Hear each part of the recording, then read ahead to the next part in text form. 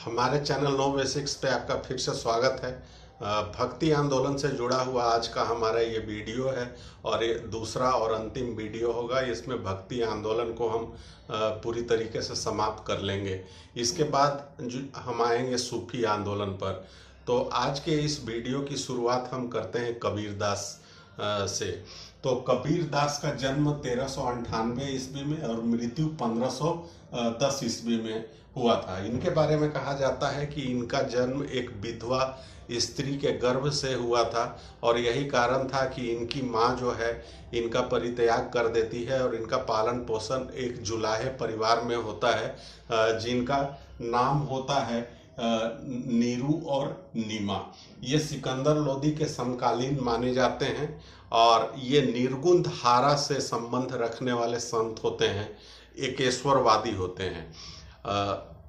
निर्गुण धारा से जुड़े हुए जितने भी संत हुए हैं उनका सबसे ज़्यादा जोर होता है, पूजा से ज़्यादा जोर होता है आत्मशुद्धि पर, अपनी आत्मा की शुद्धि पर इनका ज़्यादा जोर होता है। अच्छे कर्मों पे जोर होता है कि अच्छे कर्म करो और अपने मन को पवित्र रखो, किसी के लिए गलत भावना मत रखो। तो इन सब चीज़ों पे ज़्यादा जोर होता है। साथ ही ये विरोधी जो होते हैं, तो विरोधी जो समाज में जितनी जो बुराइयां हैं उन सारी चीज़ों के ये विरोधी थे। जैसे कि जाति प्रथा, वर्ण व्यवस्था जो हिंदुओं में चली आ रही थी उसके ये सख्त विरोधी होते हैं। छुआछूत को बिल्कुल नहीं मानते हैं, छुआछूत का जो है सो उसका विरोध करते हैं। तो ये सारी चीज़ें हैं कबीरदास से जुड़ी हुई।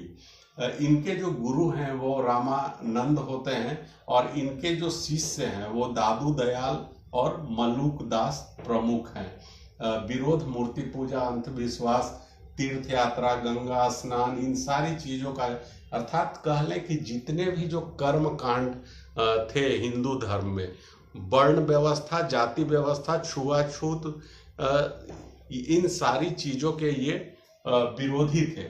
अब इनकी रचनाओं को अगर हम देखें तो वो क्या है, साखी, सबद, साखियाँ, उसके बाद मंगल, होली, बसंत, रेखताल, ये इनकी प्रमुख जो है रचनाएं हैं।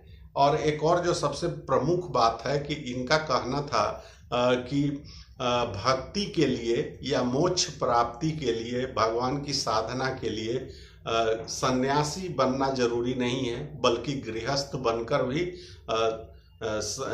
गृहस्थ जीवन ही सबसे बड़ा सन्यासी का एक रूप होता है।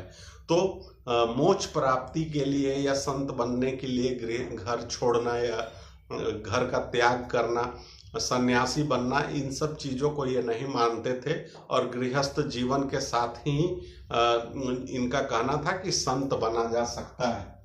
तो ये एक प्रमुख बात थी। अगले जो संत आते हैं वो है संत रैदास। इन्हें रविदास के नाम से भी जाना जाता है। बनारस से ये संबंध रखते थे और इन्हें संतों का संत कहा जाता है। और अवतारवाद का इन्होंने खंडन किया और इनकी जो सबसे बड़ी खासियत है कि गुरु ग्रंथ साहिब, जो कि सिखों का जो आदि ग्रंथ है गुरु ग्रंथ साहिब, उसमें इनकी 30 से अधिक भजन शामिल किए गए हैं गुरु ग्रंथ साहिब में। तो ये एक बड़ी खासियत है। अगले जो संत आते हैं दादू दयाल आते हैं। 1544 से लेकर 1603 ईस्वी तक का इनका समय माना जाता है। ये भी एक जुलाहा थे। इनका जन्म अहमदाबाद में होता है और मृत्यु नारंग गांव जो कि राजस्थान में पड़ता है वहाँ पे होती है। तो यहाँ पे कई बार एग्जाम्स में प्रश्न पूछा जाता है कि किसी संत के बारे में आपको दिया रहेगा कि वो संत कहाँ से बिलोंग करते हैं, उनका कार्य क्षेत्र कौन सा रहा। तो यहाँ पे ध्यान दीजिए, ये जो संत हुए दादू दयाल, इनका जो है जन्म तो गुजरात में होता है और मृत्यु इनकी राजस्थान में होती है। तो पहले इनका कार्य क्षेत्र गुजरात होता है, फिर वहाँ से वो जाते हैं राजस्थान। तो गुजरात और राजस्थान का जो एरिया है यही इनका कर्म क्षेत्र रहता है। खास करके जो पश्चिम भारत से जो जुड़े हुए जितने जो संत हुए, गुजरात, महाराष्ट्र, राजस्थान, इन संतों के बारे में अक्सर ये पूछा जाता है। उसके बाद पूर्वी भारत जैसे कि बंगाल और असम से कुछ संत आते हैं, उनके बारे में भी, क्षेत्र को लेकर भी प्रश्न किया जाता है, तो उस चीज को ध्यान में रखिएगा। तो ये भी निर्गुण भक्ति से जुड़े हुए व्यक्ति थे और कबीर पंथी थे। कह ले कि एक तरीके से ये कबीर दास के शिष्य थे और परम ब्रह्म संप्रदाय की इन्होंने स्थापना की थी। और इनके जो सबसे प्रमुख शिष्य थे वो थे सूरदास, सुंदरदास, भगवान दास। इसमें से जो भगवान दास जो हैं वो अकबर के दरबार के 9 रत्नों में से एक होते हैं और वो इनके बहुत बड़े शिष्य होते हैं। और भगवान दास ने इनकी मुलाकात अकबर से करवाई थी। अर्थात यहाँ पे कह सकते हैं कि अकबर और दादू दयाल, इन दोनों की मुलाकात हुई थी। भगवान दास के बारे में जब हम आएंगे मुगल काल में, उस समय हम पढ़ेंगे भगवान दास के बारे में अच्छी तरह से। अगले जो संत होते हैं मलूक दास, गुरु नानक के बारे में, सिख धर्म के बारे में हमने विस्तार से वीडियो बनाया हुआ है, तो वहाँ पे आप गुरु नानक के बारे में जान सकते हैं। मलूक दास ये भी निर्गुण धारा से जुड़े हुए संत होते हैं और इनका एक जो दोहा है वो बहुत ज़्यादा फेमस है कि अजगर करे न चाकरी, पक्षी करे न काज, मलूक दास कही गए सबके दाता राम। तो ये इनकी महत्वपूर्ण दोहा है। एक रज्जब 1576 ईस्वी में सांगनेर राजस्थान में इनका जन्म होता है और ये हिंदू मुस्लिम एकता पर जोर देते हैं। इनका कहना था, जो इनका जो फेमस एक जो है वाक्य वो ज़्यादा मशहूर है और वो है कि संसार वेद है तो सृष्टि कुरान है। तो ये महत्वपूर्ण है। अगले जो संत आते हैं महत्वपूर्ण, निम्बकाचार्य 12वीं सदी के ये संत हैं। ये क्या है, सगुन धारा से जुड़े हुए संत हैं। सगुन धारा मतलब यहाँ पे कह लें आप कि मूर्ति पूजा या किसी आकृति की पूजा करने वाले लोग, ऐसा मानने वाले धारा के ये संत होते हैं। वैष्णव थे ये, अर्थात शिव और वैष्णव दो में से ये वैष्णव धारा के थे और कृष्ण की भक्ति में ये विश्वास करते थे और इन्हें शंकर का अवतार माना जाता है। इन्होंने कृष्ण के बारे में इन्होंने कहा कि ये शंकर के अवतार हैं और ये बड़ा पिकुलियर बात इन्होंने कही कि कृष्ण भगवान जो हैं वो भगवान शंकर के अवतार है, जबकि कृष्ण को आम तौर पे विष्णु का अवतार माना जाता है, लेकिन ये उन्हें शंकर का अवतार मानते थे। द्वैतवाद सिद्धांत इन्होंने चलाया और निम्बार्क या संकादिक संप्रदाय की भी इनके बाद जो इनके नाम पर जो संप्रदाय चला उसे निम्बार्क संप्रदाय कहा गया या संकादिक संप्रदाय कहा गया। संकादिक इनके गुरु का नाम था, इसी वजह से जो इनसे एक संप्रदाय निकला उसका उन्होंने नामकरण किया संकादिक संप्रदाय। इन्हें द्रविड़ाचार्य भी कहा जाता है क्योंकि बहुत विद्वान व्यक्ति थे। उसके बाद सूर्य का अवतार भी इन्हें माना जाता है और सुदर्शन चक्र का अवतार भी इन्हें माना जाता है। विष्णु के हाथ में सुदर्शन चक्र होता है, तो उसी सुदर्शन चक्र का अवतार इन्हें निम्बकाचार्य को माना जाता है। इनकी जो प्रमुख रचनाएं हैं वो है वेदांता पारिजात सौरभ, 10 श्लोकी सिद्धांत रत्न।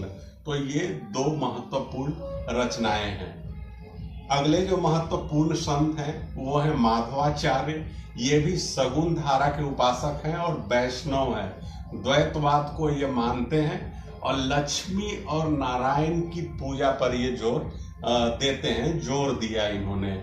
और इन्होंने जो संप्रदाय चलाया उसे ब्रह्म संप्रदाय कहा गया। इसके बाद आते हैं सूरदास पर। बहुत नाम सुना होगा, ये जन्म से ही अंधे थे।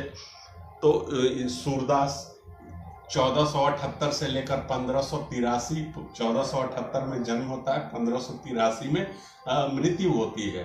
और सगुन धारा के उपासक थे, कृष्ण के उपासक थे। और इन्होंने सूरदास ने जो भक्ति का जो रास्ता बतलाया वो क्या बतलाया, तो इन्होंने मित्रवत भाव से भगवान को सखा या मित्र मानकर इन्होंने पूजा करने का रास्ता बतलाया, भक्ति का रास्ता बतलाया।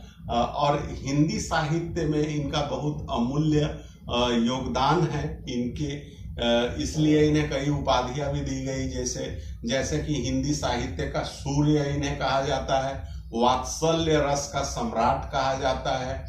उसके बाद इन्हें पुष्टि मार्ग का जहाज भी कहा जाता है। तो ये 3 उपाधियां इन्हें दी गई हैं, तीनों काफी महत्वपूर्ण हैं। इनकी रचनाओं पर अगर हम आए तो रचना है सूर सागर, सूर सरावली, साहित्य लहरी, नल दमयंती, ब्याहलो। इनके गुरु का नाम बल्लभाचार्य है। अब हम आते हैं बल्लभाचार्य पर। सूरदास के गुरु हैं, इनका जन्म और मृत्यु दोनों बनारस में हुआ, लेकिन इनके पिता जो है ये मूल रूप से साउथ इंडियन थे और विजयनगर साम्राज्य से संबंध रखते थे, जहां पर कि कृष्ण देव राय होते हैं। तो इनके पिता जो हैं वो कृष्ण देव राव के दरबार से संबंधित होते हैं। बाद के वर्षों में वो बनारस आ जाते हैं और यही कारण होता है कि बल्लभाचार्य का जन्म बनारस में होता है, मृत्यु भी बनारस में होता है। तो ये ध्यान रखिएगा कि इनका गृह नगर विजयनगर होता है। ये भी सगुन धारा के उपासक होते हैं और शुद्ध द्वैतवाद इन्होंने चलाया था। इन्हें जगत गुरु महाप्रभु की उपाधि दी गई और इनकी प्रमुख जो रचना है वो है सुबोधनी और सिद्धांत रहस्य। इनके एक बेटे होते हैं जिनका नाम विट्ठल दास होता है, वो भी कृष्ण भक्ति करते हैं। और अकबर ने इनके बेटे को गोकुल और जैतपुर जो है वो जागीर के रूप में दिया था। और बेटे विट्ठल दास की जो रचना है 84 वैष्णव की वार्ता, ये काफी फेमस है, महत्वपूर्ण रचना है 84 वैष्णव की वार्ता। अगले जो संत आते हैं वो आते हैं चैतन्य महाप्रभु, और इनके बारे में बहुत सारी बातें आप लोगों ने सुनी होगी। ये भी भगवान को एक सखा या मित्र मानकर उसकी उपासना करते हैं। और ये बिलोंग कहाँ से करते हैं, तो मूल रूप से बंगाल और उड़ीसा से ये बिलोंग करते हैं। इनका जन्म 1485 ईस्वी में नदिया जिला में हुआ था, बंगाल में पड़ता है। और मृत्यु इनकी होती है जगन्नाथपुरी में। और बचपन का नाम इनका मिठाई था और वास्तविक नाम इनका जो है वो विश्वंभर है। इन्हें कई उपाधियां दी गई, जैसे विद्यासागर की उपाधि, गौरंग महाप्रभु की उपाधि भी इन्हें दी गई। एक्चुअली गौरंग महाप्रभु के नाम से इनकी पूजा होती है, तो इसलिए इन्हें गौरंग महाप्रभु भी कहा गया। इनके बारे में क्या है, खासियत क्या है कि कृष्ण भक्ति, जैसे मीरा ने कृष्ण की भक्ति की थी, उसी तरीके से चैतन्य जो है वो मीरा का एक पुरुष रूप है कह लें तो इन्होंने कृष्ण भक्ति की, भगवान को उन्होंने एक सखा मानकर उनकी आराधना की। और इन्हें आधुनिक वैष्णववाद, गौड़ीय वैष्णव धर्म और अचिंत्य भेद, इन 3 चीजों का जनक माना जाता है, या इन्होंने कह ले कि शुरुआत की। किस चीज की, आधुनिक वैष्णववाद की, गौड़ीय वैष्णव धर्म की और अचिंत्य भेद की। इनका जो पूजा या भक्ति का तरीका इन्होंने क्या बतलाया, तो भजन और कीर्तन को इन्होंने भक्ति का तरीका बतलाया कि भगवान का भजन करिए, कीर्तन करिए, गीत गाइए भगवान का, और उससे जो है आपको भगवान से भेंट हो जाएगी, मुलाकात हो जाएगी, भगवान की प्राप्ति होगी। तो भजन और कीर्तन को इन्होंने भक्ति का माध्यम बतलाया। उड़ीसा और बंगाल के क्षेत्र में इन्हें कृष्ण का अवतार भी माना जाता है। और इनके जो शिष्यों में जो थे वो कौन होते हैं, तो उड़ीसा के राजा भी होते हैं, जैसे कि प्रताप रुद्रदेव गजपति, ये इनके शिष्य होते हैं। और इन्होंने एक गोसाई संघ की भी स्थापना की थी। तो चैतन्य महाप्रभु से जुड़े हुए ये कुछ महत्वपूर्ण पॉइंट थे। अब हम आते हैं मीराबाई पे। 1499 में इनका जन्म होता है। राजा रतन सिंह जो कि मेड़ता के राजा होते हैं, उनकी ये बेटी थी। और कुदकी में इनका जन्म होता है, जो कि मेड़ता के अंतर्गत पड़ता है। कुदकी एक गांव है। 1546 ईस्वी में इनकी मृत्यु होती है द्वारिका में। और इनकी जो शादी हुई थी वो भोजराज से हुई थी। इनके पति जो होते हैं वो भोजराज होते हैं। और भोजराज कौन है, तो राणा सांगा के पुत्र होते हैं। राणा सांगा का आप लोगों ने नाम खूब अच्छे से सुना होगा। वही राणा सांगा जो कि 1527 ईस्वी में बाबर के साथ इनका खानवा का युद्ध हुआ था। अब 1527 में जो युद्ध होता है, पहले तो हालांकि 1527 से पहले ही इनके पति की मृत्यु हो चुकी थी, ये विधवा हो गई थी। उसके बाद 1527 के खानवा के युद्ध में क्या होता है कि इनके पिता भी अपने समधी का कहले राणा सांगा का साथ देते हैं। और उस खानवा के युद्ध में इनके पिता भी मारे जाते हैं। और कुछ युद्ध समाप्त होने के कुछ समय के बाद राणा सांगा की भी मृत्यु हो जाती है। तो ऐसी स्थिति में मीराबाई जो है वो बिल्कुल अकेली हो जाती है। पति भी नहीं होते, पिता भी नहीं, ससुर भी नहीं। और वैसी स्थिति का फायदा उठाकर मालवा के शासक मालदेव होते हैं, वो मेड़ता पर आक्रमण करके अधिकार जमा लेते हैं। उसके बाद इनके पति की जब मृत्यु हो जाती है, उस समय से ही इन्होंने एक तरीके से वैराग धारण कर लिया था और कृष्ण भक्ति में लीन हो गई थी। और इन्होंने कृष्ण की जो पूजा की, उपासना की, वो पति भाव में की। कृष्ण को अपना पति मानकर उनकी भक्ति की और आराधना की। इस चीज का उस समय के समाज में इन्हें बदनामी भी मिली। इनको जो है अपने समाज में काफी बदनामी भी हुई इस चीज के लिए।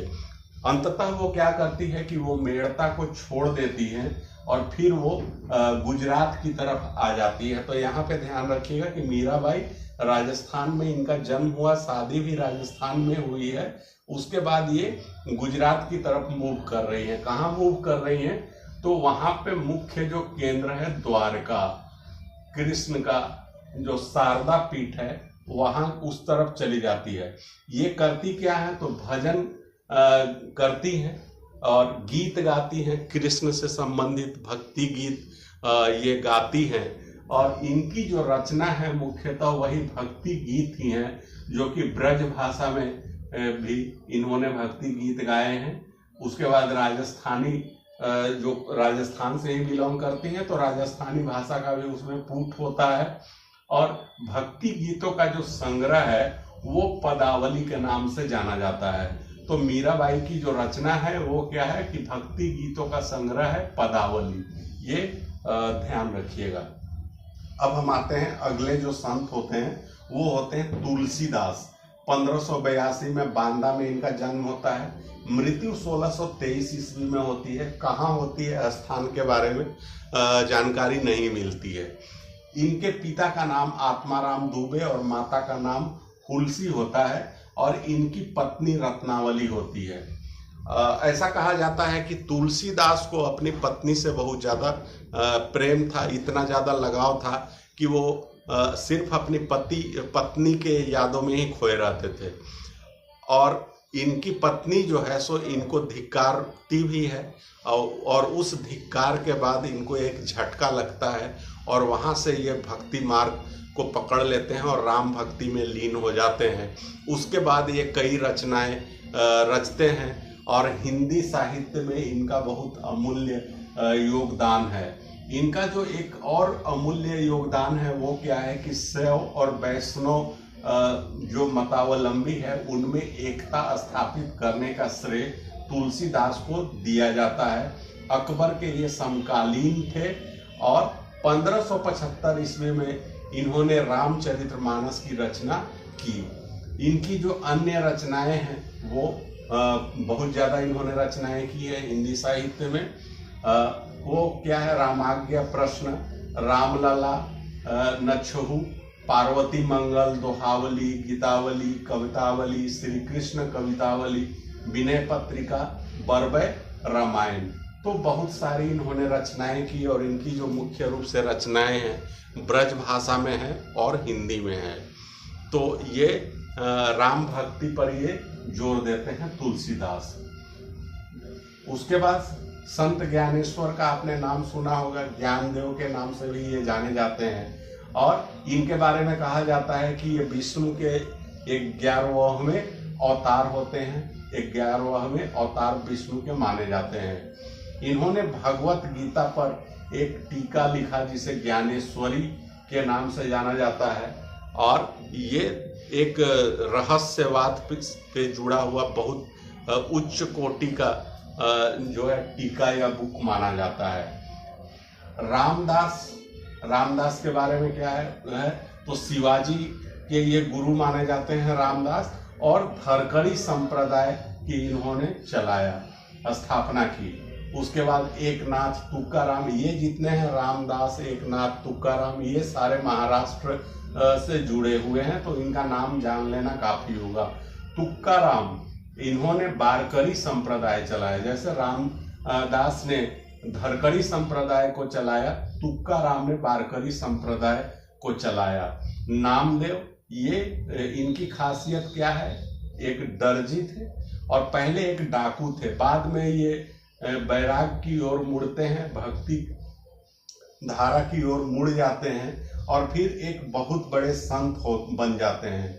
और इनकी रचनाओं को, इनके पदों को, इनके दोहों को जो सिखों का धर्म ग्रंथ है गुरु ग्रंथ साहिब, उसमें जगह दिया गया है। अगले जो महत्वपूर्ण संत हैं वो है शंकर देव, और ये असम और नॉर्थ ईस्ट इनका कार्य क्षेत्र होता है और ये भी कृष्ण के उपासक होते हैं और असम का इन्हें चैतन्य महाप्रभु भी कहा जाता है। असम का चैतन्य शंकर देव को कहा जाता है। तो ये था भक्ति आंदोलन से जुड़ा हुआ आज का वीडियो और इसके पहले वाला वीडियो। मैं उम्मीद करता हूँ कि भक्ति आंदोलन से जुड़े हुए जो भी चीज़ें आपको मैंने बतलाया वो अच्छी तरीके से समझ में आया होगा, कॉन्सेप्ट भी समझ में आया होगा और किन किन लोगों का क्या क्या योगदान रहा वो सारे चीज़ें आपको कवर हो गया होगा और एग्ज़ाम में आपके लिए काफ़ी हेल्पफुल सिद्ध होगा। अगर वीडियो अच्छा लगा हो तो आप इसे लाइक करिए, शेयर करिए, इस चैनल को सब्सक्राइब कर लीजिए, नोटिफिकेशन वाली घंटी ज़रूर से बजा दीजिए ताकि जो भी वीडियो डाला जाए उसकी सूचना आपको तुरंत से मिल जाए। फिर मिलते हैं नेक्स्ट वीडियो में, तब तक के लिए धन्यवाद।